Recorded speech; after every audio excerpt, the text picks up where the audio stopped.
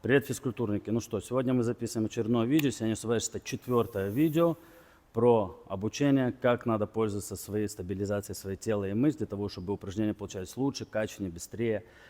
И сегодня мы с вами поговорим про posterior chain. Друзья, все, кто меня знают, я Гоша, и те, кто не знают, то приятно познакомиться. Сам тренер, занимаюсь кроссом, тяжелой атлетикой. Всем, кому эта тема интересна, друзья, обязательно лайк, подписка. Вам не сложно, мне приятно, а YouTube полезно для продвижения моих видео. Ну что, народ, погнали!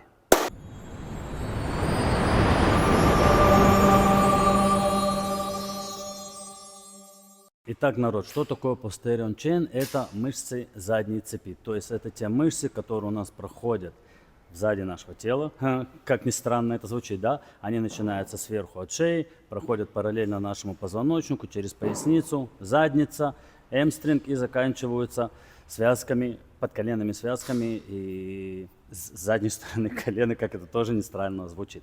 Итак, друзья, для чего они нам нужны? Во-первых, мы должны использовать эти мышцы, когда мы делаем какие-либо упражнения. К примеру, я дам вам, и человек делает дедлифт, да, и очень часто я намечаю такие вещи, как человек, когда он делает дедлифт, он переносит вес больше на носки, и когда он начинает тянуть, он больше использует квадрицепс, толкает носками, пятка его хоть и стоит, а иногда даже и чуть-чуть в воздухе на полу, то есть она может стоять на полу, может быть немного даже в воздухе, но в основном человек тянет, упавшись всем телом больше вперед. То есть он в такой момент, в таком движении, он просто отключает нафиг все свои мышцы задней цепи и не использует их в тяге. Это что приводит к чему? К тому, что он просто теряет часть мышц, которые могут ему помочь, чтобы вытащить эту штангу.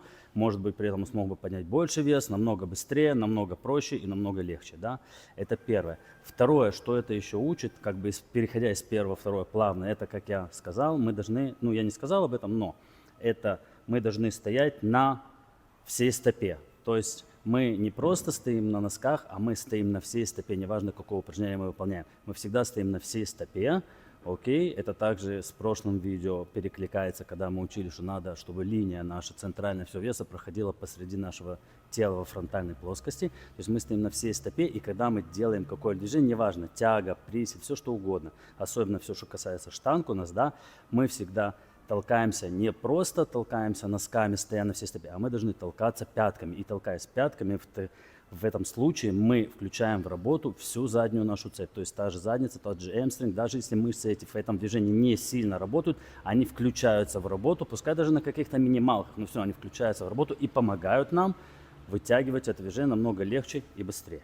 Итак, друзья, третье, что в этом нужно сказать, это что мы, как я уже говорил, вытекает из второго, как я говорил, что мы пользуемся всей стопой. То есть мы стоим на всей стопе, и для того, чтобы включить даже в тех упражнениях, в которых, может быть, не так уж явно должна работать задняя цепь, но если мы будем толкаться пятками, мы ее, будем включать немного в работу, и она нам, будет помогать. А если мы используем такие упражнения, например, как из вейтлифтинга, где нам еще и нужно в конце не просто использовать силу, а нам нужно использовать взрывную силу, и мы в конце еще должны выходить на носки, то в таком случае мы должны обязательно обращать внимание на то, что вся стопа не просто стоит, а мы также толкаем, вся стопа как бы не просто стоит на полу, да, а мы также толкаемся пятками, но при этом обязательно запомните одну вещь, что пятки не отрываются от пола до тех пор, пока наш таз и наше колено не выпрямятся полностью. Для того, чтобы не потерять всю взрывную силу, чтобы не потерять скорость, мы вначале должны полностью выпрямиться телом, полностью выпрямить наш таз и колено, и только после этого